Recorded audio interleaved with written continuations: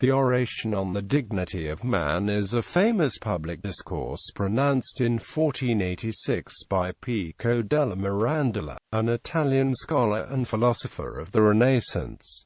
It has been called the Manifesto of the Renaissance. Pico, who belonged to the family that had long dwelt in the Castle of Mirandola, left his share of the ancestral principality to his two brothers to devote himself wholly to study. In his 14th year, he went to Bologna to study canon law and fit himself for the ecclesiastical career. Repelled by the purely positive science of law, he devoted himself to the study of philosophy and theology, and spent 7 years wandering through the chief universities of Italy and France, studying Greek, Latin, Hebrew, Syriac, and Arabic. Content: the potential of human achievement. Pico's oration attempted to remap the human landscape to center all attention on human capacity and human perspective. Arriving in a place near Florence, this famous Renaissance philosopher taught the amazing capacity of human achievement. Pico himself had a massive intellect and studied everything that was to be studied in the university curriculum of the Renaissance. The oration, in part, is meant to be a preface to a massive compendium of all the intellectual achievements of humanity, a compendium that never appeared because of Pico's early death.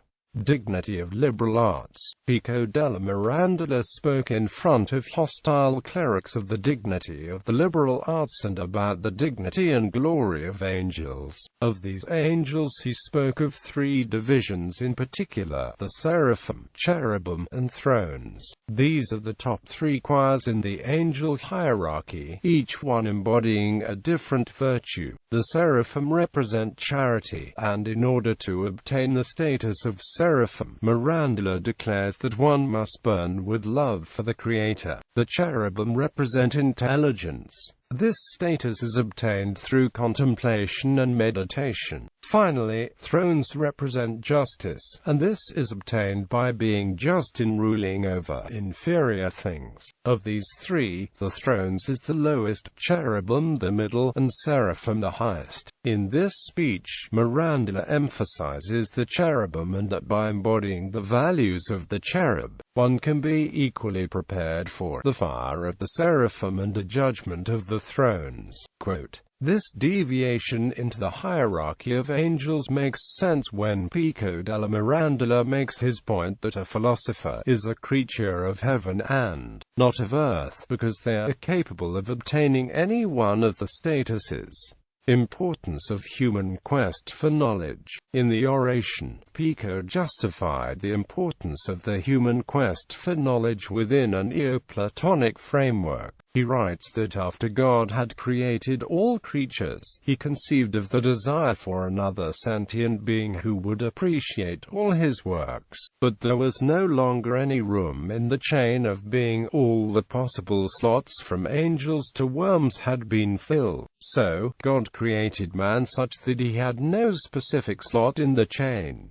Instead, men were capable of learning from and imitating any existing creature. When man philosophizes, he ascends the chain of being towards the angels and communion with God. When he fails to exercise his intellect, he vegetates. Pico did not fail to notice that this system made philosophers like himself among the most dignified human creatures. The idea that men could ascend the chain of being through the exercise of their intellectual capacities was a profound endorsement of the dignity of human existence in this earthly life. The root of this dignity lay in his assertion that only human beings could change themselves through their own free will, whereas all other changes in nature were the result of some outside force acting on whatever it is that undergoes change. He observed from history that philosophies and institutions were always in change, making man's capacity for self-transformation the only constant, coupled with his belief that all of creation constitutes a symbolic reflection of the divinity of God. Pico's philosophies had a profound influence on the arts, helping to elevate writers and painters from the medieval role as mere artisans to the Renaissance ideal of the artist as genius.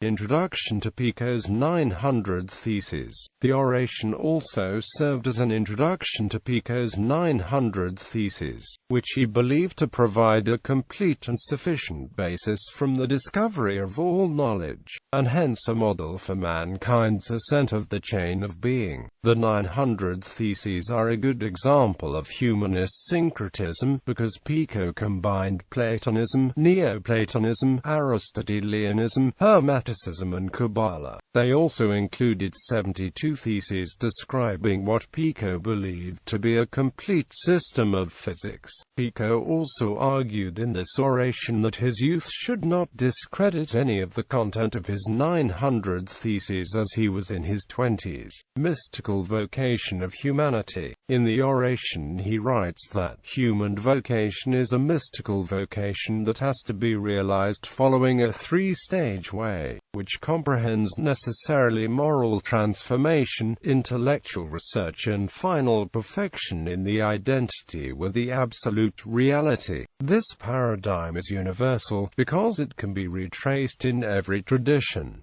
Pico defends philosophy. Here Pico explains why he chose to become a philosopher. A paraphrase of paragraph 24. These are the reasons why I decided to study philosophy, and I'm not going to explain them to anyone except those who condemn philosophy. Philosophy is not something to be used scornfully or as insult, but for honor and glory. People are beginning to think wrongly in that philosophy should only be studied by very few, if any at all, as if it is something of little worth. We have reduced philosophy to only being useful when being used for profit. I say these things with regret and indignation for the philosophers who say it should not be pursued because it has no value, thus disqualifying themselves as philosophers.